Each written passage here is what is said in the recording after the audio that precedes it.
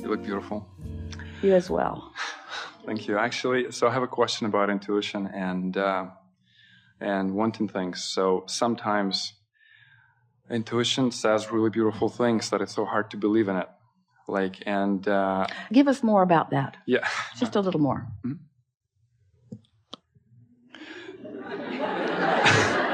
So, as you said, you wake up in the morning and you practice this. The practice is the hardest thing, right? It's easy. There are two things we want to say, and then we'll hear you. Mm-hmm. Practice isn't difficult once momentum gets going. It's like, have you ever needed to push your car to get it started? In the beginning, it's a little more difficult, but once it gets going, mm-hmm. let up on the clutch, let up on the clutch. These are old cars we're talking about, aren't they? So once you allow it to get going, momentum is easy. But we want to use the word inspiration. What was the word you used? Intuition? Intuition, yeah. We want to use the word inspiration because inspiration is a byproduct of momentum. And inspiration will come from any disc you've chosen that you've gotten momentum. In other words, you could feel the inspiration to punch somebody in the nose. Okay. But it's not a high-flying disc. Mm-hmm. So that's a good basis to begin this conversation. Okay. So I may I use the word intuition right now? Because, certainly. We're just ignoring it.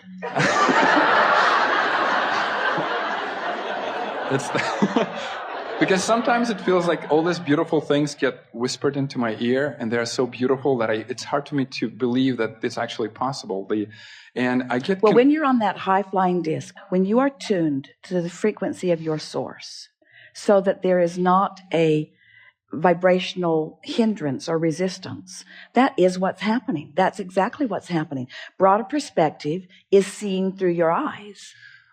But that's exactly it. But when I want to make a decision or when I try to act, I think I get confused when to act. You see, that's the reason that we're trying to pair these concepts for you.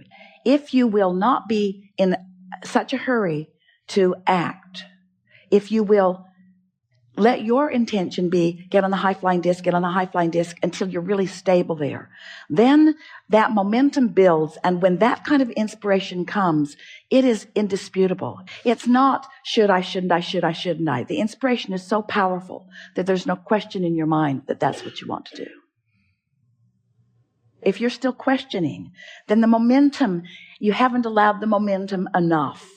That's the best way of saying it. Allow more vibrational momentum, and then the inspiration will come, and you won't be asking. You'll be saying, Abraham, I don't care what you think. This is what I'm doing. So is there such a thing as wishful thinking, intuition, and destiny? From Abraham's point of view? Of course. Wishful thinking is just when you're on the hopeful disc, you get a different thing than when you're on the knowing disc. When you're on the doubting disc, you get different things than when you're on the wishful disc. Mm-hmm. So, of course, there's wishful thinking. Wishful thinking is on the way to believing thinking and knowing thinking and high-flying thinking. Hmm. Wishful thinking has enough doubt in it that it's not knowing thinking. Oh, say that again? Wishful thinking has enough doubt in it that it's not knowing thinking. Hmm. Wishful thinking is a sort of blend of I want it but. So if you practice the wishful thinking until it's knowing thinking, you see, you don't have to do that very long. In other words, we like the story of Esther just saying, universe, show me others who are flying high like I am. And within a couple of minutes, a man got out of his car and came to her window and reached in and shook her shoulder in appreciation of that which she is. How much better does it get than an instant manifestation, you see? I would like this, please. Here you go. I would like this, please. Here you go. And that's what's happening all day long. You're getting manifestations for wishful thinking. You're getting manifestations for joyful thinking. Manifestations for knowing thinking. You're getting manifestations of fearful thinking. But it seems like it's such a tricky, fine edge, between this. You get what you think about. It's not tricky at all. You get what you think about. And if you want to know what you're thinking about, look at what you're getting. It's not the least bit tricky. It's so stable. That's the thing about law of attraction. Law of attraction is not tricky at all. Law of attraction gives you what you're offering vibrationally, unequivocally, all day long, every day. Been hearing us talk about Kate and Luke at the fair? Esther went to the Del Mar Fair with her family, her two little wonderful grandchildren, and Luke got off on the wrong foot right away. And everything went wrong for him. And Kate was just in her normal blissed out state, and everything went well for her. It was the most amazing thing to watch. Luke plays basketball all day long. He can hit a basket. He should be one of the Harlem Globetrotters. He can hit that basket from just about any angle. He can do layups. He can do free throws. Mm-hmm. He is so good at that. Yeah, so they're at the fair, and here is a basketball hoop set up that, unlike law of attraction, was trickery. It was set up so that it was really difficult to get it in. The angle of it and the way the backboard was banked and the angle of it took a law of attraction alignment in order for it to go in. And so Esther couldn't spend enough money for Luke to get one in. 3 more balls, please. 3 more balls, please. 3 more balls, please. 3 more balls, please. He just got more and more frustrated because he knows he's good at it, and no balls would go in. Kate said, "Can I try one?" Went right in. She got a great big pink Pegasus. And then off they went. Everything that Kate did, they had so many stuffed animals, they had to make a trip to the car. They couldn't carry them all. And Luke said, "It's like they don't want me to win. It's like they don't want me to win." And Esther, she so wanted to tell him about the laws of the universe, but she knew that that was not a good teaching moment. They had gone to the fair because the musical group Train was there. And they all really liked Train. And so they're sitting in the audience, and a manager from the Train group picked Kate from the audience and asked her if she wanted to go on stage with Train. Wow. It was such an interesting thing to see. And then the band finished, the crowd's on its feet, everyone was having a wonderful time. The show is over, the crowd wants more, the band comes back for another song, and the lead singer has 3 T-shirts that he lobs into the audience, and Kate gets one of them. It's like everything was going her way. And it was so interesting to watch because everything was going her way, nothing was going Luke's way.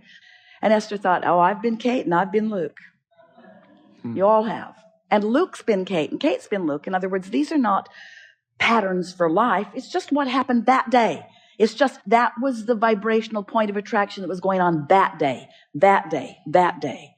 So this is why we want to say to you, it's not tricky. It was not tricky for Esther to see. She knew exactly what was going on. It was so clear. Kate floated around that place. Luke dragged himself from place to place. Kate's face was bright and shiny. She smiled all day. Luke frowned and complained and couldn't find anything that pleased him. It was such an interesting day. And Esther thought, this has been the best day of my life. This has been the most clarifying day of my life experience, because she knows about momentum now more clearly than she's ever known it before. In other words, if you catch it early on and you get the momentum going. May I ask you about exactly the momentum thing? I was going to buy a car, and I was like, oh, I love it. The color, I know that Esther drives a really good car. So, and I was like, oh, the color, shape, everything. It's my car. I'm going to get it. And I did an independent inspection on the vehicle, and it turned out, like the car is actually could have killed me. Like there was like certain things. So, and that's where I started to kind of lose touch with trusting my decision. The same with the relationships with women. And but wait.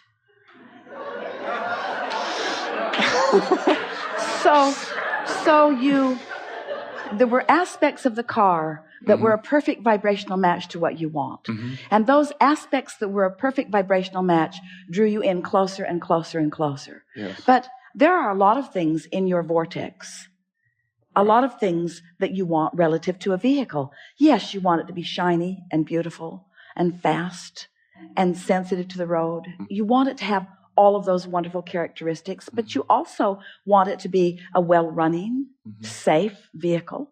And so as some aspects of it drew you in and drew you in and drew you in, and you got more clarity about what you wanted until you were making the decision that maybe you wanted to move forward, then what happened? You got an impulse, something whispered in your ear that let you know, well, look over here. You might want to check this out a little. And then you discovered something.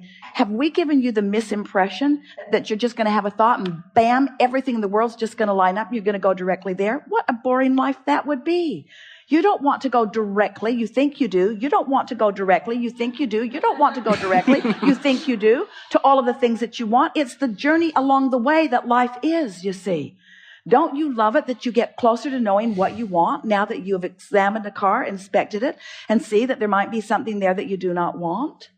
Do you want to find one person, a friend or someone, and have them satisfy all of the characteristics of everything that you want? In other words, aren't there people that you just want to have fun with? And aren't there people that you really enjoy an intellectual conversation with? And aren't there people that just have skills that are really satisfying in different aspects of your life? And do you really need everybody to be all of those things? Or do you like law of attraction to bring you what you need, what you want, when you need it, you see? And so you're on your way to a car that will be perfect for a while. Not that long, actually. I actually bought another one, but I bought another car, and it turned out it had issues too, but it's okay. So you're just harassing us for no reason. No. Thank you so much. Clarification. It's helpful, isn't it? Are you feeling clearer now? Then our work here is done. Thank you. Yes.